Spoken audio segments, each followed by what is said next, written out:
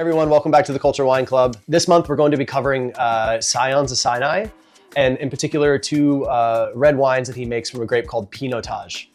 So Pinotage is a variety that is essentially indigenous to South Africa. And the reason why I say it with that kind of caveat is because the variety is actually a cross of Pinot Noir and Cinsault, which are both red grapes. And it was created in 1925 in Stellenbosch. And created at the Winemaking University. And many people think that that is kind of the calling card for South African wine. The first vintage of it wasn't made until the late 1950s. And even with that, the quality of the wine wasn't quite good enough to be a worldwide phenom. In fact, just a decade or so later in the 70s, a bunch of masters of wine came down to South Africa and gave devastatingly bad tasting notes to the Pinotages being made in that era. And so until the early 2000s, I think the variety really didn't have a great name. That was a good thing though, because what it did is it forced the producers to think about what is this grape good for? What do we know about it? What do we not know? And it took until the late 2010s for producers to really learn that the variety is super nutrient rich. And when you have a very nutrient-rich variety, it wants to ferment very fast and very hot. And when you allow that to happen, you end up with some of those off aromas that the masters of wine in the 70s were talking about.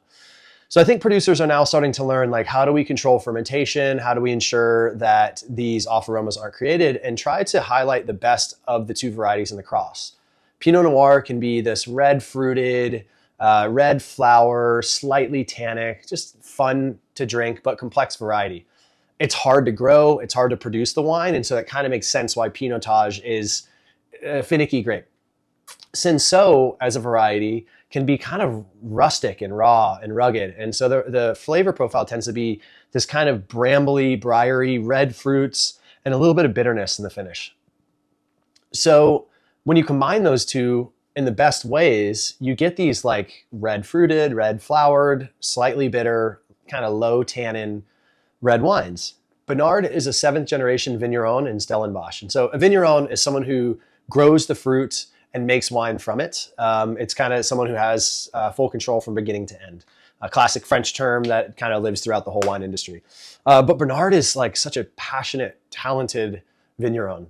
He is an absolute rock star when it comes to regenerative farming, which is all about giving back to the soil and ensuring you have the absolute healthiest soil type and not stripping it of everything possible and then just putting fertilizer back in this very unnatural way. Instead, they're using cover crops and all these things that help create balance in the soil and longevity, which gives you better quality fruit. And so these Pinotages that you're drinking are coming from a very special part of the vineyard that he farms. The Feniks single-vineyard is coming from a 1976 plot. It's bush vines grown a mile from the ocean in sandy granitic soils, super low yielding, and because of that, you have ultra concentrated fruit. So when you make that wine, the goal is to kind of enhance the concentration and the aromatics. And by doing that, you are then aging in old neutral barrels to give it some more oxygen and kind of round it out. So you'll see that these old vines, this concentrated fruit in this barrel aging, are going to give you a more kind of powerful wine with more shoulders. It's kind of more full and complex and more structured. So you'll feel a little more tannin, a little more acidity, and a little more weight.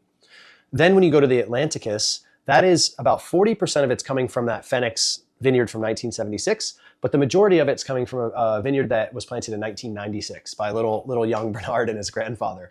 And so the premise there is that wine is entirely fermented and aged in stainless steel, and so all about enhancing aromatics. So this is actually going to be a really cool one to open side by side with some wine nerds, if that's just you or some friends that you have, and really dive into Atlantikas Pinotage, which is a blend of young vines and old vines, but all stainless and meant to be an aromatic kind of raw, pure version of Pinotage against Feniks, which is coming from solely old vines, low yielding, concentrated fruit that gives you a more powerful, structured, slightly more tannic wine that ages in barrel. So this will show you not just a great example of Pinotage, but it's also cool to see how stainless steel and oak impacts wine overall.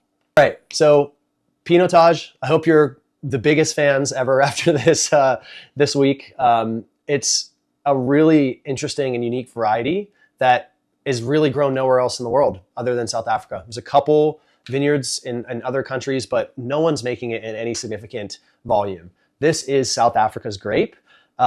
Even though it's got 70 years of winemaking history, I think it is finally now catching its footing. And I think you're going to see more emphasis on styles like Bernards. So again, if this is like your entry to the grape variety, hell yes, you are starting at an amazing and much better place than most people have.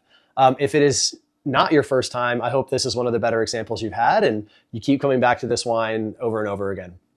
Thank you for being a club member and for tasting these wines and being a supporter of culture. I appreciate you, and I will see you soon.